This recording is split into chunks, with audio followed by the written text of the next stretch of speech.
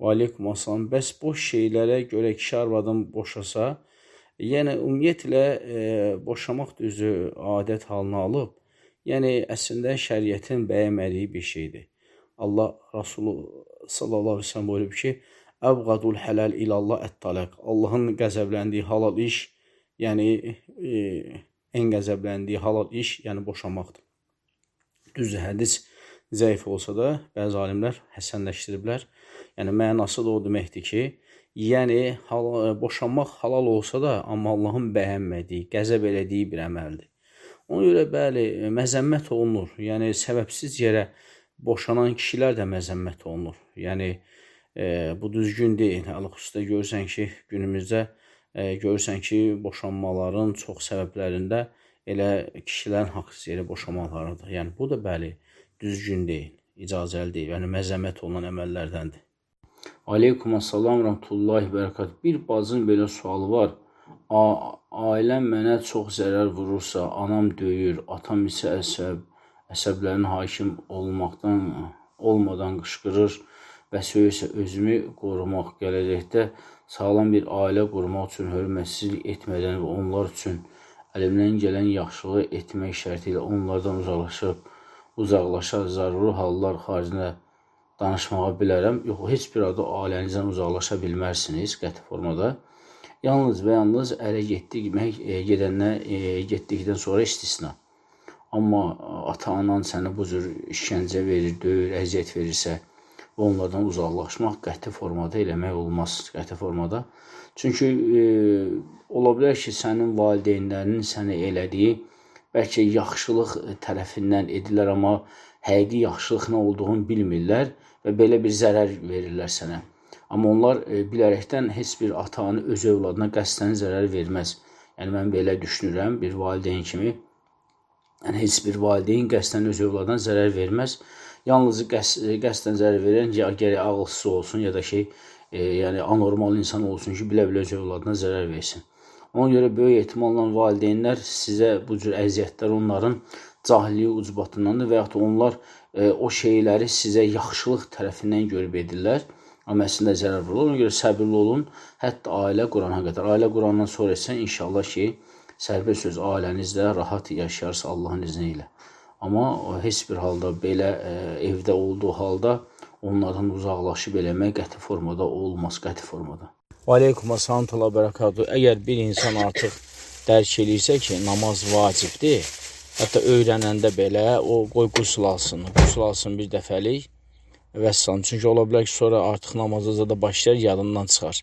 Çünki bunlar bilmək olmur, cənabatda olurlar və ya da ki, qadındır, aylıq xəstəliyən təmizlənə bilər, ola bilər qüsülsüzdür. Çünki bunlar bilmirlər də, qüsül zat bilmirlər. Ona görə əlxüsusda bu qadınların halında hökmən ona deyin ki, bir dənə qüsül alsın. Qüsülün formasını öyrədin ona, qüsül alsın.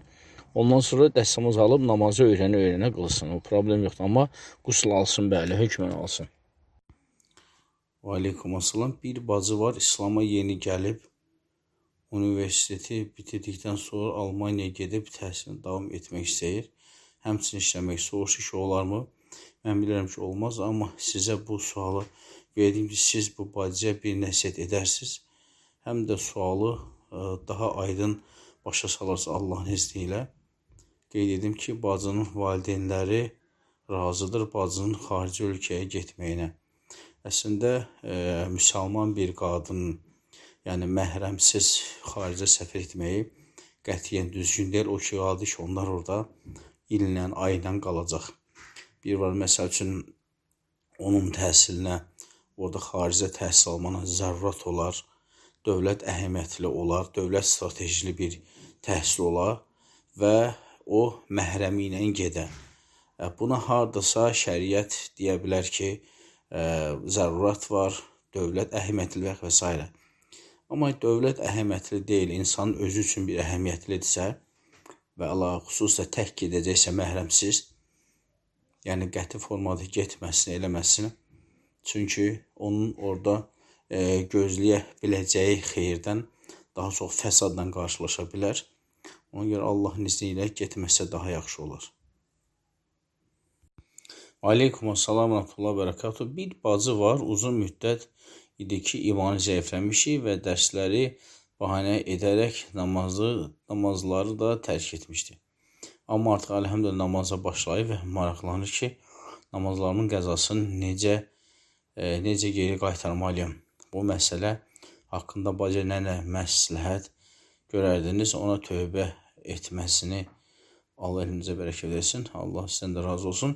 Ümumiyyətlə, yəni əslində o bacıya başa salmaq lazımdır ki, yəni dini ayinlər, əlxüsus da namazın özü, yəni tərk olunması əməllər deyil. Çünki namaz bu İslamın yəni kəlmə-i şəhadətdən sonra 4 rukunu ki var. O rukunun içində ən əzəmətli rukundur ki, məhz onun tərkində Allah Rasulundan sallallahu aleyhi və səlləmdən hədislər var ki, həmən insan küfr etmiş hesab olunur. Ona görə məsələ ciddi məsələdir. Yəni, hər birimiz namaza ciddi yanaşmalıyıq. Bəli, problemimiz olar, sıxıntımız olar, biz birləşdirə bilərik, çətinliyimiz olar. Və hətta gün ərzində qala bilmədiksə, axşam gəlib hamısının qəzasını birdən qala bilərik. Çünki Allah Subhanahu qəlbdə olanları bilir. Amma tərk elədi, dərsi bahanə gətirdi. Bu artıq qətiyyən yol verilməz. Yəni, namaz ən əzəmətli, yəni ibadətdir, ibadətlərin şahıdır, tacıdır. O ki, qalsa ki, qəza barəsində, bəli, bəzi alimlərə görə, xüsusilə 4 məzhəb alimlərindən çoxu zikr edir ki, qəzasını edir. Yəni, neçə gün qılmayıbsa, yəni nafilə vaxtlarında onların qəzasını qılır. Misal üçün deyək ki, gün çıxandan zöhrə qədər, zöhrdən əsrə qədər, məğrib işə arası, yəni bu vaxtlar hansı ki, ixtilaflı vaxtlar deyil, həmçinin nafilə vaxtlardır, boş vaxtlardır. Və o vaxtlarda o qəzaların qılır. Neçə gün qılmayıbsa, onlar hesablayır, təxmin edir və o qəzaların qılır. Və ən düzgün də budur. Yəni, tövbə edir, tövbə etməyinə, öz yerinə tövbə edir və qəzasını da qılır. Və bəzi alimlər də deyiblər ki, əgər 1-2 gündən sonra, əgər 1-2-3 günü tərk edibsə, onların qəzasını qılır. Amma ondan çox tərk edibsə, artıq qəzasını qılmır, tövbə edir, istiğfar edir, Allahdan bağışlama edir və nafilə ibadətlərini artırır.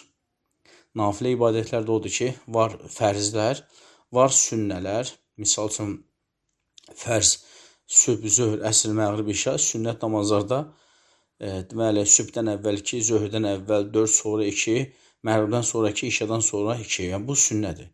Bir də var nafilə. Nafilə gün çıxandan, misal üçün, zöhrə qədər istədiyi sayda namaz qıla bilər, 2-2 qılmaq şərti ilə. Və yaxud da ki, belə deyək, zöhrdən əsrə qədər, nə qədər istəsə qıla bilər. Və yaxud da ki, məğrib işə, işədən sonra, gecədən səhərə kimi istədiyi qədər nafilə qıla bilər. Bəzi alimlər də deyir ki, əgər 2-3 gündən artıqsa tövbə istiğfar edir, amma nafilə ibadətlərini artırır. Hər bir halda inşallah ki, elə qəza niyyəti ilə qılsa, Allahın iznilə yaxşı olar. Sadəcə yenə də nəsihət eləyin, namazın tərkinin ciddi bir əməl olduğunu ona başa salın Allahın iznilə. Allah hamımızı haqq üzərində, ibadət üzərində sabit eləsin. Və aleykumassalam. Bacının sualı belədir. Müəllim, mənim sualım belədir ki, mən əmimin yoldaşı ilə doğum əmi deyil, münasibət kəsə bilərəm və buna görə mənə günah olarmı? Səbəbi isə ailələrimiz arasında böyük fitnəyə səbəb olmasıdır. İllərdir ailələr arasında dava olub, sonunda bitmişdi. Amma heç sənin üstündə bir neçə qardaşı ailə üzvlərini bir-birinə yenidən düşman etdi. Özü də bu haldan qəti utanmır, əksinə sevinir. Sözü dindar bacıdır, hər hansı bir məsələdə məsləhət edə bilmirəm. Çünki qəbul etmir, təkəbbürlük göstərir və ya acıq tutur. Bəli, əgər doğum əmi deyilsə, bəlalığını kəsə bilərsiniz. Çünki əgər bir insan, əgər ailələrə fitnə salırsa, fəsad törədirsə, qardaşların arasını vurursa və bununla sevinirsə, yəni bu böyük bir şeytanlıq edir əslində. Belə insanlarla da əlaqə kəsilməlidir ki, onun zərəri heç bir ailələrə toxunmasın. Hətta islah olana qədər. Və aleykumassalam, rahmetullah, bərəkat. Bir bacının sualdır. Deməli, bacının xəbəri olmadan yoldaşı onu boşanmaya verib. bacını ata evinə qovub gəzmək adı ilə sonra məhkəməyə verib. Bacı sonradan xəbəri olub ki, 16 idi evlidirlər. Buna səbəb üzürlü Sayın bacının övladı olmur deyə edib. Bacı çox məyusdur. Bacı deyir ki, biz qanunla boşanırıq. Bəs dini nikah necə olacaq? Ümumiyyətlə, bizim məhkəmə ilə boşanmaq belə nikahdan boşanmaq kimi hesab olunur. Ona görə ki, orada kişi özü ərizə təqdim edir və deyir ki, mən boşanıram və məhkəmə də hər iki tərəfi dinləyir və onların boşanmalarını qeyd alır. Əslində, məhkəmə boşandırmır, boşanan kişidir. Sadəcə məhkəmə birinci barışdırmağa çalışır və sonra isə o boşanmanı qeydə alır. Boşanmanı qeydə alır. Ona görə onlar kağız verirlər ki, boşanma haqqında akt, sənəd və s. Ona görə əgər bu cür məhkəməyə verib olan, yəni nikahdan ayrılıq, rəsmi ayrılıq varsa, bu elə özü dini boşanma hesab olunur. Çünki artıq könüllü surətdə müraciət olunur və ərizə yazılır və onlar sadəcə boşanmanı qeydə alırlar, amma boşanan faktiki tərəf isə kişi tərəf olur. Ona görə bu boşanma dini boşanmada hesab olunur. Həm əlində rəsmi zaksdan boşanırsan və həmçində eyni ilə də dini boşanma, dini nikahdan da boşanmış hesab olunur. Aleykum assalam və bərəkatuhu. Səcdə ayəsi eşidən kimi həmən səcdə etmək lazımdır. Əgər həmin vaxt adam dəstəmazlı deyilsə, yəni tilavət səcdəsi zamanı dəstəmazlı, hicablı olmaq vacibdir. Əgər vacibdirsə, sonradan dəstəmazlı, hicablı halında olanda səcdə etmək lazımdır. Cəzəkallah xeyrən. Ümumiyyətlə, Allah Rasulunun hədislərində bildirdiyi kimi, yəni insan Quran oxuyanda və ya namazda olanda səcdə ayəsi gələndə səcdə edir. Misal üçün, sən oturub Quran oxuyursan və səcdə ayəsi gələndə səcdə edirsən. Bu vaxtda təbii ki, sən dəstəmazlı olmalısın. Ona ki, Quran dəstəmazlı olmalıdır. Quran oxuyan adam da dəstəmazlı olmalıdır. Bu bir mənalıdır və ona görə də səcdə ayəsini etməkdə hicab falan lazım deyil. Səcdə ayəsini etməyə hicab falan lazım deyil. Amma sən Quran oxumursan, sadəcə evdə oturub Qurana dinləyirsənsə, orada səcdə ayəsi keçəndə, yəni sən orada səcdə eləmirsən. Çünki o sünnədə gəlməyib ki, hər səcdə ayəsi eşidən zaman sən səcdə eləyəsən. Bu gəlməyib. Yalnız özünü oxuyanda, özünü oxuyanda da dəstəmazda olursan və səcdə ayəsi gələndə səcdə eləyirsən və orada da hicab lazım deyil. Yəni hicab o anda vacib deyil.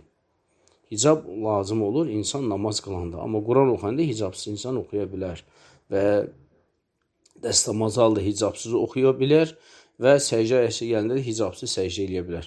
Aleykum assalam və bərəkatuhu. Tibbdə oxuyan tələbə bacılardan praktikaya gedəndə yubka yerinə boş da olsa şalvar geyməyi məcbur edirlərsə nə etsinlər? Əgər o tələb olunursa, enni geyinə bilər və onun üstündən də deməli ətəkli geyinsin, düz dizinə qədər, yəni şalvar birbaşa bilinməsin. Elə bir onun üstündən də bir ətəkli geyinsin yuxarıdan dizinə qədər inşallah. İnşallah ki, problem olmaz. İkinci sual, qadın kənd yerində öz evində əti vurub çıxa bilər. Küçəyə falan deyil, sadəcə öz evində o ətrin qoxusu küçədən hiss edilərsə, o halda da qadın günah yazılırmı? Qadın öz həyətində ətir vurub gəzə bilər. Əgər çöldən iyin gəlsə də belə, inşallah qadına bir qəbahət yoxdur. Yalnız və yalnız əgər qadın məqsədi yönlü şəkildə ətir vurarsa ki, mən həyətə çıxım, çöldən ətir iyinləsin, yəni bu niyyətdən vurursa, bəli, o günaha qazanır. Amma yox, sadəcə öz həyətində, evində ətirlərini çıxır ki, yəni gözəliyi gəlsin. Çünki kənd yerlərində adətən o qadınlar təsərrüfatla, heyvandarlıq məşğul olduğu üçün o heyvanın tövlənliyi tez hopur qadının paltarına, libasına və ona görə qadın öz həyətində istəsə ətir vurub çıxmaq ki, gözəliyi gəlsin, öz evində, eşiyində, inşallah bir problem yoxdur. Amma yox, dediyimiz kimi, əgər qəsdi olsa ki, mənim ətirim iyini çöldən keçənlər duysun, buna görə o günah daşıyır. Və aleykumussalam rəhmətullah və bərəkatuh. Bir bacım sualdır. Bacının qızı 6-cı sinifdə oxuyur. Hər il səhər simeni olub, namazına gəlib, evdə qılıb uşaq. Amma bu il günorta simenidir olduğu üçün deməli, dərsi başlar 12:20-də, namazın vaxtı isə 12:35-də uşaq qılıb gedir. Deməli, dərs başlayır 12:20-də, namazın vaxtı isə 12:35-də, 35-dir. Uşaq qılıb gedir, sünnətlərin də fərzində, amma məktəbə gecikir deyə sinifə buraxmırlar. Bazı deyir ki, fərz qılıb çıxa bilər, məktəbdə elə şərait yoxdur ki, orada qılsın. Dərsi də bitir 17:00, onda da gəlib əsr namazını qılır. Bəli, olar, yəni yalnız fərzi qılsın, tez geçsin ki, deməli, dərsə gecikməsin. Əgər belə də alınmasa, görsə ki, artıq get-gedə gecikir, o zaman eyib etməz. İnşallah qoy geçsin məktəbə, məktəbdən gələndə, yəni 5-də oradan qayıdıb gəlirsə, zöhrlə əsr evdə qılar. Yəni zöhrü əsrə birləşdirib qılar. Əgər evdə qılıb vaxtında qılıb getməyə alınmırsa, çünki hətta belənin özündə 12:20-də dərs başlayırsa və 12:35-də namaz girirsə, bu artıq burada 15 dəqiqə gecikmə var. 15 dəqiqə gecikmə var. Bu da get-gedə söz-söhbətə səbəb olacaq, uşağı tənbih eləyəcəklər. Ona görə uşaq vaxtında geçsin məktəbə və oradan qaydanda saat 5-də çıxıb gəlirsə, hələ məğribə 2 saat yaxın var, qoy zöhrlə əsri qılsın. Zöhrlə əsri əsrin vaxtdan birləşdirilmiş formada qılsın. Aleykumussalam. Deməli, xına karandaşla nazik qaşı qalınlaşdırmaq olar. Yəni, xına tərkiblidir, qan çıxmır, kəsik olmur, karandaş kimi çəkilir. Xına da 6 ay qalıcılıq var. Qaşı nazikdir, qalınlaşdırmaq istəyir. Əgər orada heç bir döymə falan yoxdursa, yəni döymə şəriətdən haramdır, qadağandır, lənətlənmiş olurlar. Onu edən də, elətdirən də. Amma bir də var ki, xınadır və 5 ay, 6 ay, 4 ay qalır. İnşallah burada bir problem yoxdur. Əgər qaşı həqiqətən də nazikdirsə, yəni normadan aşağıdırsa, onu sürtə bilər. Yox, əgər sadəcə qalınlıq effekti vermək istəyirsə, yəni əlavə bir gözəllik istəyirsə, eləməsə daha yaxşıdır. Onu eləməsə daha yaxşıdır. Amma həddindən artıq nazikdirsə və döymə, nakolka deyilsə, sırf yəni xınadırsa, 3 ay, 4 ay, 5 ay, 6 ay qalıcığı varsa, inşallah burada bir problem yoxdur Allahın izni ilə. Aleykumussalam rəhmətullah. Bir bacı Quranın təfsirini oxumaq istəyir, amma İslamda yeni olduğu üçün bu şəkildəki kitabın anlamağa çətin olduğunu deyir. Bir də bir sual verdi bacı, amma mən bilmədim. O dediyi şəxs kimdir və təfsir necədir? Zəhmət olmasa məsləhət verərdiniz bacıya, hansı təfsir oxusun? Bu şəkildəki kitab ona çətin gəlir. O dediyi Feyzul Furqanın təfsirini oxumaq olar. Ümumiyyətlə, mən bildiyim qədər Feyzul Quran, yəni belə tanınmış elm əhli, dəvət əhli deyil. Ona görə çəkinsiz daha yaxşıdır. Amma oxumağa gəlincə isə bildiyim qədər ən qısa və rahat şəkildə başa düşülən təfsir Abdurrahman Sədinin, yəni çox müxtəsər təfsirdir, çox rahat şəkildədir. O həm rus dilində, həm də Azərbaycan dilində var. İnşallah bacıya deyin ki, belə bilinməyən, yəni müəllifi bilinməyən bir kitabı oxumasın qəti formada, istər təfsir olsun, istər qeyri-təfsir olsun. Yəni, hər oxuduğumuz şeyi biz ilk öncə araşdırmalıyıq. Müəllif kimdir, nəçidir, elm əhlidirmi, yoxsa yox, bidət əhlidir, yoxsa zəllat əhlidir, yoxsa əhl-i sünnət və yaxud və s. Ona görə bu tanınmayan müəlliflərdən çəkilsin və Abdurrahman Əs-Sədi Rəhməhullahın çox müxtəsər təfsiri var. Yeni oxuyanlar üçün çox möhtəşəm, əzəmətli bir faydası var, dəyəri var. Hətta nəinki yeni oxuyanlar üçün, növbəti illərdə belə oxumaq üçün də çox faydalı kitabdır. O həm rus dilində, həm də Azərbaycan dilində tərcüməsi mövcuddur. İnşallah axtarsın, tapsın, onu alsın, oxusun Allahın izni ilə. Aleykumussalam. Bir nəfər dırnaqları laklı olaraq günlərlə namaz qılır. Deyəndə ki, axı belə olmaz. Deyir ki, dəstəmaz alıb sonralar çəkmişəm. Deyəndə ki, axı sonraki dəstəmazın da keçərli deyil və namazların da dəstəmazsız sayılır. Lakin o sözləri vecinə almır, eləcə. Lakin üstünə dəstəmaz alıb namaz qılır. Onun dəstəmazı və namazları keçərlidirmi? Xeyr, keçərli deyil. Çünki Peyğəmbərimizin sallallahu aleyhi və səlləm bir hədisi var ki, bir sahabə kişi ayağında bir dırnaq boyda yerinə su dəyməmişdi və Peyğəmbər sallallahu aleyhi və səlləm dedi ki, vaylun lil aqabi minənnar, vay olsun o ayaqlara ki, odda yanacaqlar. Və sonra həmən sahabəyə dedi ki, get yenidən dəstəmaz al. Dedi, sənin ayağında dırnaq boyda yer, yəni su dəyməyib. Və bu o deməkdir ki, dəstəməz əzaların hər yerinə su dəyməsi şərtdir. Yalnız üzürlü istisnalar, misal üçün, əgər əl sarğılısa, ayaq sarğılısa və yaxud və s. Amma heç bir sağlam səhhəti yerində olan halda dırnaqlarına lak sürtüb üstündən dəstəmazlamaq heç bir halda o keçərli deyil. Həmən bacıya da deyin ki, tövbə eləsin, Allahdan bağışlama diləsin, laklarını təmizləsin və yenidən dəstəmazlab namazların hamısının qılmadıqların qəzasını qılsın. Aleykumussalam və bərəkatuhu. Bir bacı iş yerində namaz qılarkən bilmədən naməhrəm bir kişi otağa daxil olur və onun namaz qıldığını görüb. Bu halda bacının hər hansı bir günahı varmı, tövbə etməlidirmi, yoxsa bu vəziyyətdə heç bir məsuliyyəti yoxdur? Təbii ki, heç bir məsuliyyəti yoxdur.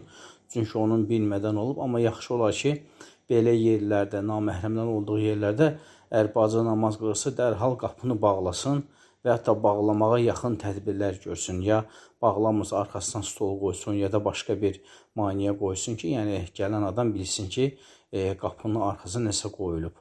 Amma belə bilmədən olubsa, bacı inşallah ki, heç bir məsuliyyət daşımır. Çünki bilmədən olub. Və aleykumussalam. Qadın toy məclislərində hakuşka mərasim keçmək olar. Bu folklor ənənəmizə aiddir. İçində İslama zid və ya da küfr olan hər hansı bir söz deyilmir. Sadəcə toy adətlərimizdir.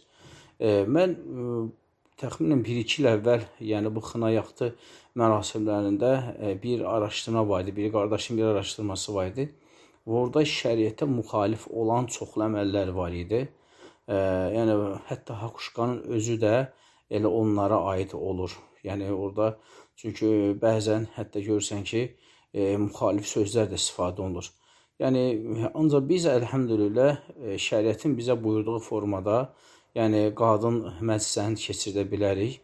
Çünki şəriətdə qadın məclislərində qadınlar öz aralarında, yəni simsiz dəfə vurmaqla çalıb oxuyub oynaya bilərlər öz toy məclislərində.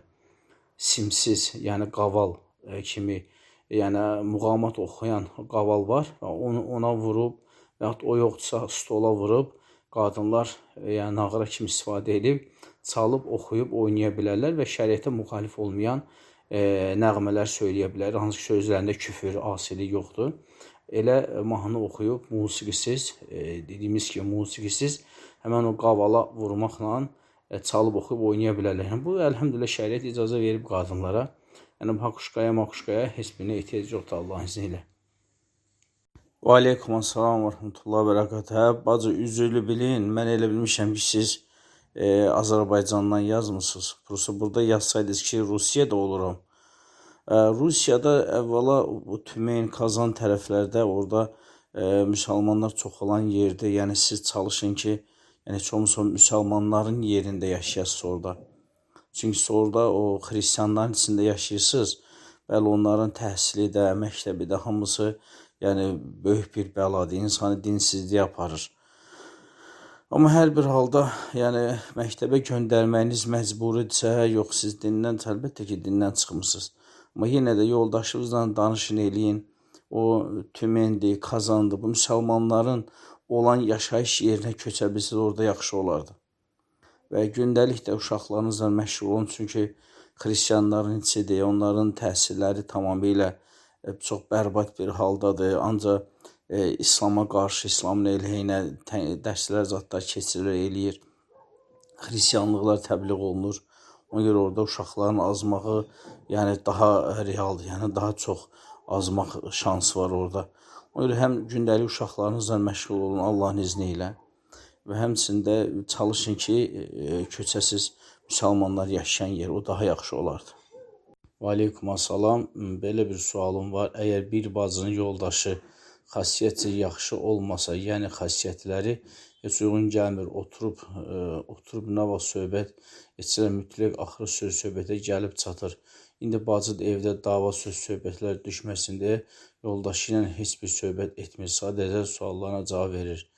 Belə də ki, bacı yoldaşının hər ehtiyacını bacardığı qədər yerinə yetirir. Sadəcə bir yerdə qalanda, oturanda, söhbət edəndə sonu dava olur deyə bacı bacardıqca yoldaşı ilə bir yerdə az qalır. Belə etsə bacıya günah yazılırmı? Yəni bir yerdə qalmır deyənə, yəni yəqin bir evdə qalırlar, yatırlar, dururlar. Sadəcə bir otaqda çox oyla oturmur, durmur ki, söz söhbətləri gəlməsin. Burada bir problem yoxdur. Əgər bacı söz söhbət olmasın deyə belə isə bir problem yoxdur. Yəni əgər onun belə deyək, qadın yataq haqqını ödəyirsə, gündəlik onun tələbatını ödəyirsə, yemək, içmək, geyinmək, başpaltar, ailəsinə, uşağına, evinə, işinə baxıb eləyirsə, sadəcə bir evin içində bir otaqda o ilə çox oturub durmur ki, yəni tez-tez söhbətləri gəlməsin. Burada bir problem yoxdur. İnşallah bu bir problem yoxdur. Çünki o da öz ailəsinin dağılmaması üçün bunu edir. İnşallah ki, burada bacıya bir günah yazılmır. Bir də bacı Allaha dua edə bilərmiş ki, qardaş ikinci dəfə ailə qurub ayrı yaşasın. Yəni mümkün deyil də bacı bu insanla bir yerdə yaşaya bilmir. İstəyir ki, ayrı yaşasın. Əslində bacı ikinci dəfə ailə qurmasın deyib yoldaşın, amma razı olmur. Bacı da Allaha inandığı üçün bilir ki, Allah duaları qəbul edir və Allahdan yoldaşın ikinci dəfə ailə qurub ayrı yaşamasına istəyir. Belə etmək doğrudurmu? Əgər bacı arxayındirsə ki, əmindirsə ki, Allah Teala duaları qəbul etsin, elə ondansa onun ikinci dəfə ailə qurmasını dua eləməkdənsə Allahdan öz yoldaşının islahını istəsin. Yəni inandırım ki, əgər o kişi islah olunmayan kişidirsə, o ikinci, üçüncü, dördüncü dəfə ailə qursa yenə də bacı ilə söz-söhbət olacaq. Məsələ kişinin düzgün, islah, salih insan olmağından gedir. Ona görə bacı əlxüsus da burada qeyd olur ki, əmindir ki, arxayındır ki, Allah Teala duaları qəbul edir. Və buna arxayın olduğu halda qoy elə dua eləsin ki, Allah mənim yoldaşımı islah elə. Əməli salihlərdən eləsə, əməli salihli həyat yoldaşını elə, ailə canlı elə, ailədə hüzur, əmin-amanlıq, müvəffəqiyyət elə. Bu duaları eləsin. Niyə illah ki, ikinci dəfə evlənsin, gedib ayrı yaşasın? Və ikinci dəfə gedib ayrı yaşayandan sonra güya bacının baş qulağı sakit dayanacaq, problemlər 2 qat artacaq. Ona görə belə dua eləmək yox, əksinə dua eləsin, Allahıma mənim yoldaşımı islah elə, onu düz yola yönəl, düz yolda müvəffəq elə, sabit elə, evimizdə hüzur nəsib elə. Bu dualar eləsin. İnşallah ki, o ən gözəli odur. Yoxsa ikinci dəfə evlənmək o demək deyil ki, o düzələcək. İkinci dəfə evlənmək onun düzəlməyi demək deyil. Yəni şəxsən bacı səhv fikirləşir ki, qəlbdən edə bilmir. Yəni sən onun üçün hidayət istəməlisən. Sən onun düşünürsən ki, o bir dənə səni yola vermir. İkinci dəfə ailə quranda ikincisi yola verəcək. Deməli problem onun xasiyyətindədir.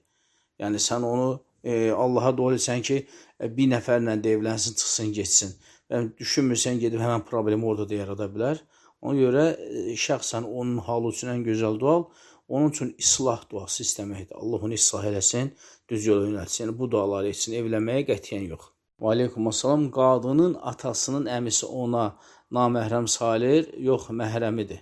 Çünki onun qardaşının nəvəsi sayılır, ona görə də onun məhrəm sayılır. Yəni qadın atasının əmisinin yanında başqası gəzə bilər. Və aleykumussalam, mənim 8 yaşlı qızım boy testi etmək istəyirəm. Boynunda ciddi problem var, bunu elətdirə bilərəm. Bəli, elətdirə bilərsiniz. Yəni burada nə var ki? Yəni testi elətdirirsiniz. Yəni problemin aşkar olur, sonra da müalicə edirsiniz və ya da dəva dərman verirsiniz. Yəni burada bir problemli bir şey yoxdur.